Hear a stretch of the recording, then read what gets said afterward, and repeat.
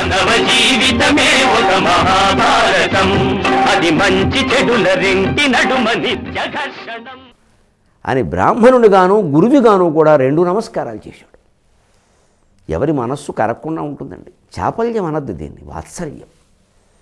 ఆ కించిత్ భేదాన్ని గుర్తించాలి మనం వ్యాఖ్యానం చేసేటప్పుడు.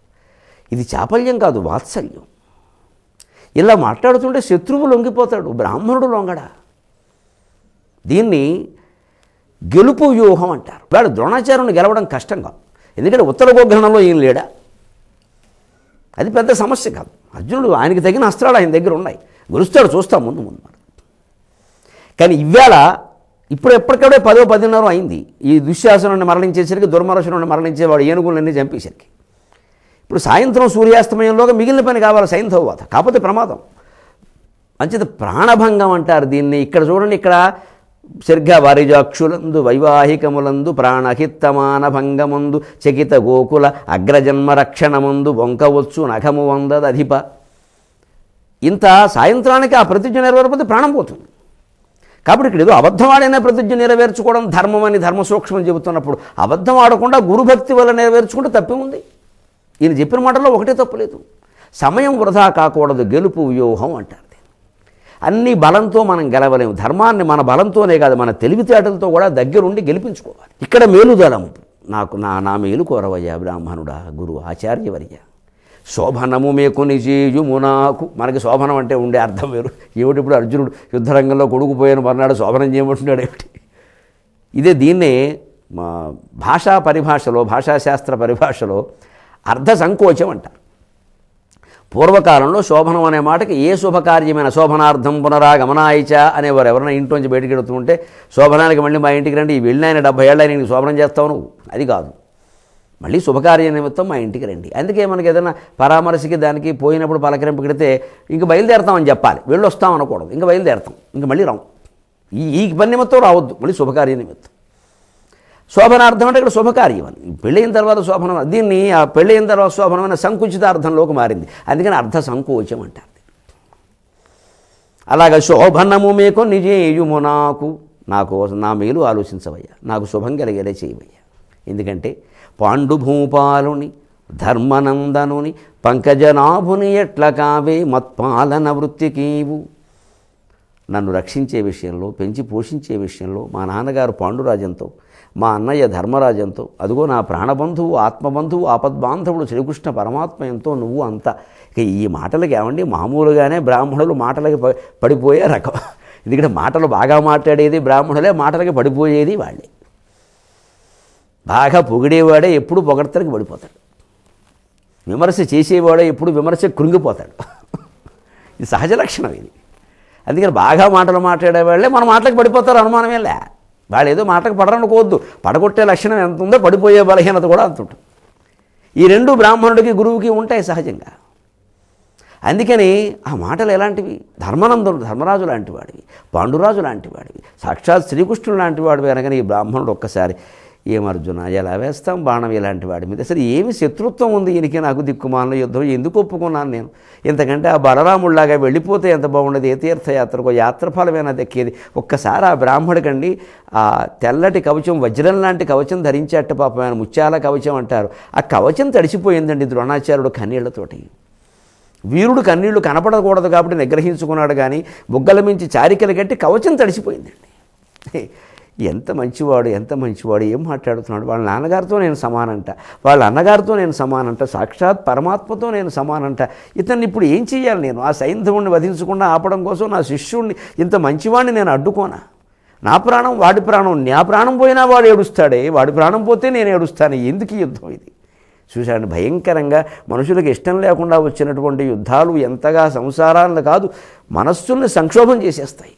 ఇష్టం లేని యుద్ధం ఇది. దుర్యోధనుడికి ఇష్టం కావచ్చు, పోనీ ఓ భీముడికి ఏదైనా కోపం ఉండొచ్చు, అర్జునుడికి ద్రోణుడికి మధ్యలో ఏమున్నాయండి పకలు. ఇలాగ భీష్మ పితామహుడు పడిపోయాడే అన్యాయంగా. దిక్కుమాలన యుద్ధములు అమాయక ప్రజకు కల్పించును వృధా మృత్యువులు అని రాశాడు. దిక్కుమాలన యుద్ధం అండి ఇది, అమాయకులకి ఏమీ ఎరగని వాళ్ళకి వృధా మృత్యువు కల్పిస్తుంది. ఇది పెద్ద పెన్నా కూడా చూడదు, బాలుండే చంపేస్తుంది, అభిమన్యుడిని పెద్దవాడినే చంపేస్తుంది, భీష్ముడి రెండూ అన్యాయాలే. పెద్దవాడని వాడు చూడరు, బాలుడని వీరు చూడరు. ఎక్కడివి ఇవన్నీ? ఇంక ఏది పెద్ద న్యాయం, ఏది తక్కువ న్యాయం అని తూకాలు వేసుకోవడం, గ్రాముల తేడాలు తప్పితే రాముల వారి దగ్గర ఇవేం నిలబడవు. గ్రాముల్లో నిలబడతాయి. రాముల వారి దగ్గర అన్నీ ఒకటే. తీసిపారే చరిత్ర అంటాడు. ఎంత భయంకరమైన పరిస్థితి అండి. ఆ బ్రాహ్మడు బాధపడుతున్నాడు పాపం. అయ్యో ఎలా మాట్లాడుతున్నాడు. ఇతను మాట్లాడు, పాండుభూపాలుని ధర్మనందనుని పంకజనాభుని ఎట్ల కావే మత్పాలన వృత్తికి. ఇక్కడ పాలన అంటే పరిపాలన కాదు, పోషణ. నన్ను పోషించడం, పెంచి పోషించడం విషయంలో మా నాన్న ఎంతో, మా అన్నయ్య ఎంతో, ఈ కృష్ణుడు ఎంతో, నువ్వు అంతే. అంటే చిన్నప్పుడు మా నాన్న, కొంచెం పెద్దయ్యాక మా నాన్నగారు లేరు, మా అన్నయ్య. తర్వాత స్నేహితుడిగా కృష్ణుడు ఎప్పటికప్పుడు నాకు మంచి సలహాలు ఇచ్చి కాపాడినట్టుగా నువ్వు అలా కాపాడవయ్యా అని. కానీ నేను ప్రార్థన చేసి ముత్పాలన వృత్తికీవు, నేను ప్రార్థన చేసి భవత్ప్రసాదలీలాలసితుండనై నీకు నమస్కారం చేసి, నీ అనుగ్రహంతో, ఎంత వినయమండి, ఎంత వినయమండి, నీ అనుగ్రహంతో భవత్ప్రసాదలీలాలసితుండనై, నీ అనుగ్రహం అనే లీలతోటి ప్రకాశించే స్వరూపం కలిగిన వాడినై. మొన తలంకగా చూచేద భూసురోత్తమ, మొన ఆ సైన్యంలోకి భయం లేకుండా ప్రవేశిస్తానంటే నీకు నేను భయపడుతున్నాను అని ఒప్పుకున్నాడు. ఎప్పుడూ గురువు ముందు ఓటమిని ఒప్పుకోవాలి. గురువును మించిన వాడిని అన్నట్టుగా మాట్లాడకూడదు. మనం ఎంత పెద్దవాళ్ళమైనా తల్లి ముందు, తండ్రి ముందు, గురువు ముందు తల ఉంచి తీరవలసింది. వాళ్ళ ముందు మనం అజ్ఞానం, వాళ్ళని శరణు వేడాలి, నాకేం తెలియదు, నీ దయవల్ల నేను బతుకుతున్నాను అనాలి. దీనికి కరిగిపోరండి సహజంగా. సరిగ్గా ఇక్కడ చూడండి మీకు కర్ణార్జునుల తేడా.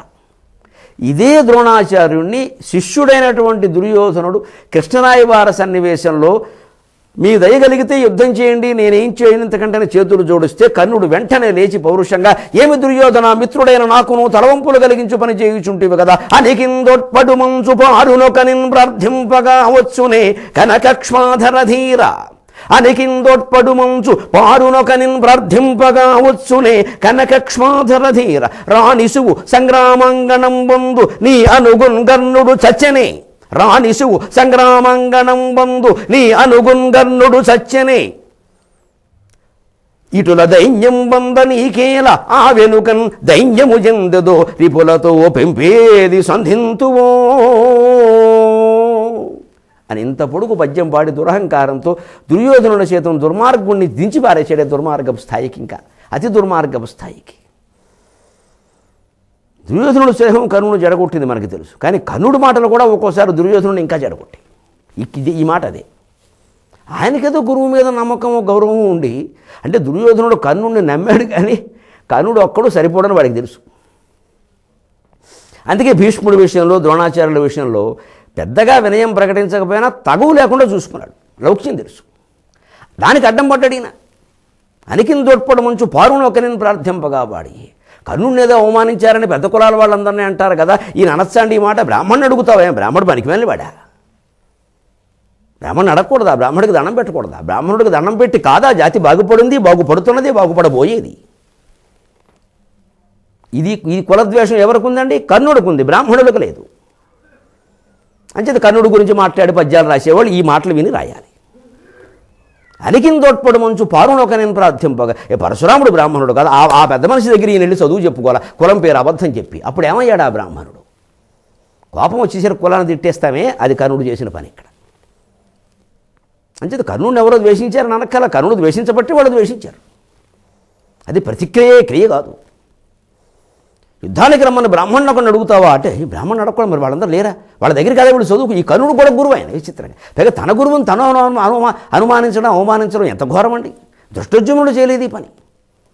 ఇది కర్ణుడు పతనానికి కారణం. గురునింద, దైవనింద, బ్రాహ్మణ నింద.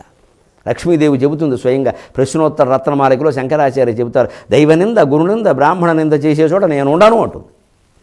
అది కర్ణుడు ఈ మాటలు మాట్లాడబట్టే దుర్యోధను నుంచి లక్ష్మీదేవి వెళ్ళిపోయింది, ధర్మరాజుని చేరింది. కనకక్ష్మాధరదో మేరు పర్వతం అంత ధైర్యం, అంత ధైర్యం ఉంటే దండం ఎందుకు పెడతాడు? నువ్వు ఊరుకోరదా అంటే వీడు పెట్టేవాడిని పెట్టినప్పుడు. ఇవి వ్యక్తిత్వాలు. మానవ జీవితమే ఒక మహాభారతం, అది మంచి చెడుల రెంటి నడుమ నిత్య ఘర్షణం.